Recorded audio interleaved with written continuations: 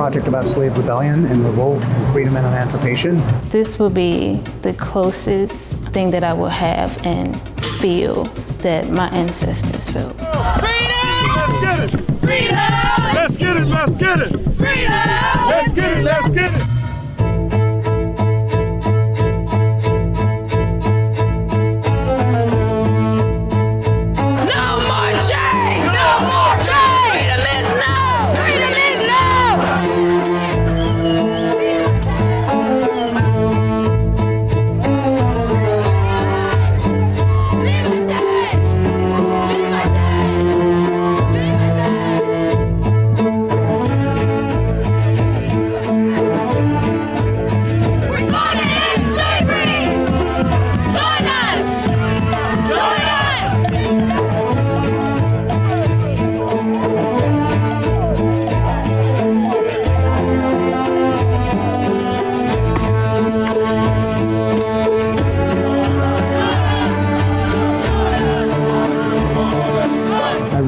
How much of a stigma and frankly a shame that many black people, particularly a lot of black college-age youth, had about being black because of how they were taught about slavery and how they think about enslavement. And when people learn that, they're not the descendants of slaves, they're descendants of people who were enslaved, and that there's been resistance the entire way, that has been very inspiring for them and made them want to learn more about that.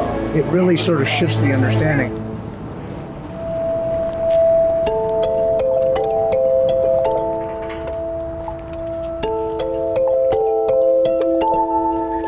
My name is Antwamesha Jenkins. I'm a student at Xavier University. I'm an art major with a computer science minor. I will be taking part in the Slave Rebellion Reenactment that would start in LaPlace, Louisiana and end in New Orleans. Over the course of 2 days, we will be walking 26 miles. This means a lot to me because this will be the closest thing that I will have and feel that my ancestors felt. People in the community didn't even know about the rebellion that happened. A big problem with America and schools and history in particular is telling the truth. The perspective of the people who built this country and suffered the most don't get told.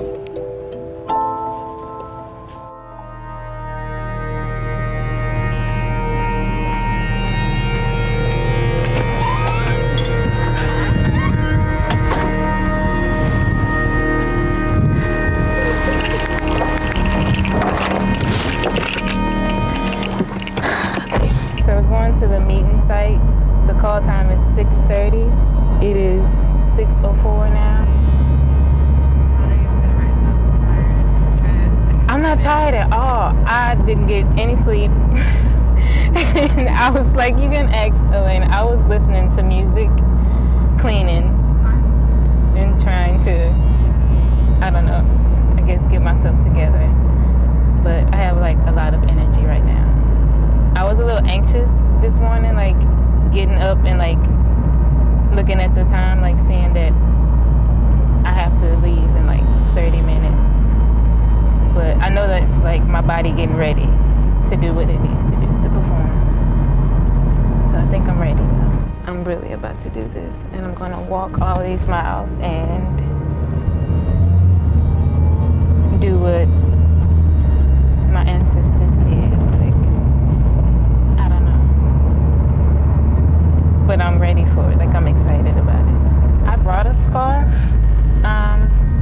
because back then the slave women were forced to wear scarves around their heads because they couldn't have their hair down because it was attracting the white men that were in the city. So a lot of the women are doing that for the reenactment, but I want to see if I can just wear my hair out like this because it's a rebellion. Some people are like out loud about like how racist they are, but I don't know like how they're gonna react to like 500 black people coming through their neighborhoods and with machetes and guns. I don't know, it makes me kind of anxious. It's happening, y'all. Okay. Two of my professors are gonna do it. Mapo, the ceramic studio teacher, and she's also the head of the department. And Beché's the painting teacher. Yeah. Look at you.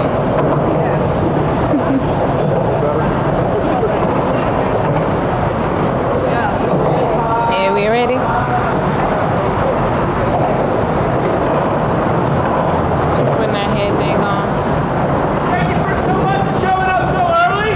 Let's start making the safety across the street, loading up, and get going. Here we go. So nervous, but I'm ready. I'm ready.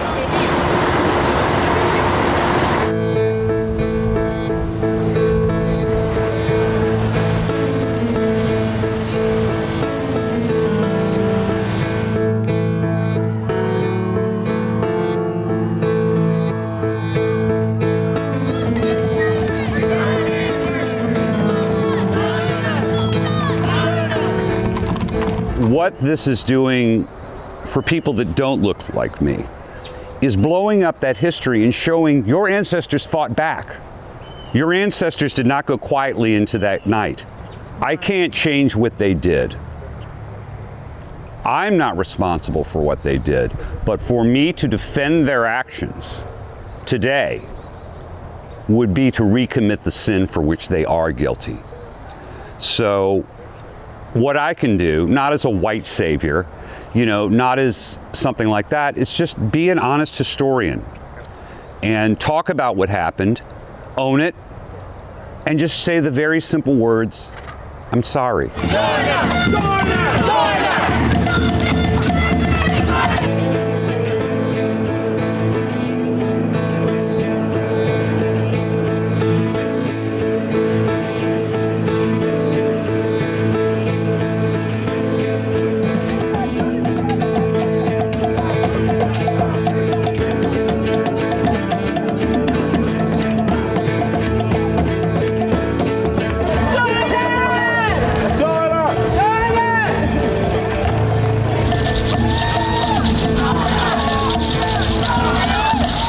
Today. It's really important that we know the past so that we can continue to improve for the future. Nothing's wrong with knowing what happened. We have come a long way.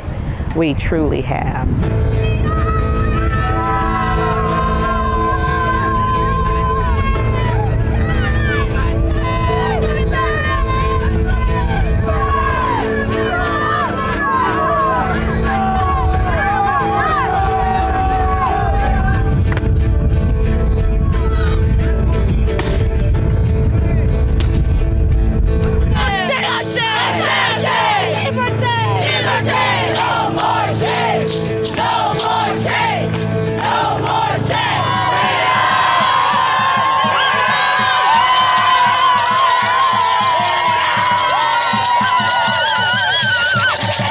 The Black community in general, we have a lot of trauma, and I think it was a very perfect idea to not include that violence and trauma and relive it.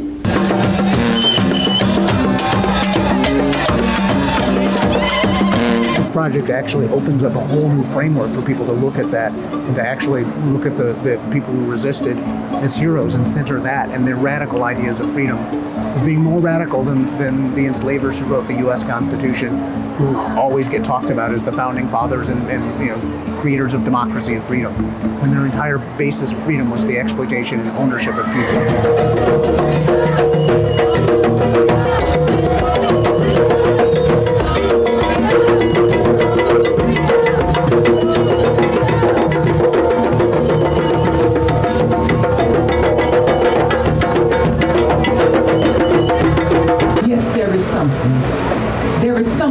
About suffering that makes men mad and makes others rebel. To be able to stand here today to have this conversation was a tremendous event, and that they weren't doing it for themselves, but they were doing it so that their children can have freedom, justice, and equality. I have been advocating about police violence in this country, all over this country, and on the 5th year anniversary of Oscar's murder, I retraced his footsteps. I reenacted, unbeknown that I would be reenacting today, but I reenacted what happened to him from that reenactment of his murder to be recharged in the importance of what, this struggle was for him. And so to be able to relive this reenactment, feeling our ancestors' emotions and love for us, to have real freedom, justice, and equality, to sacrifice their lives so that we can have it, was very emotional. I'm grateful, very grateful that they did what they did and had the strength to do what they did. They are rebels. They defined rebellion, and I'm so grateful to be a descendant of these people. Ready, step.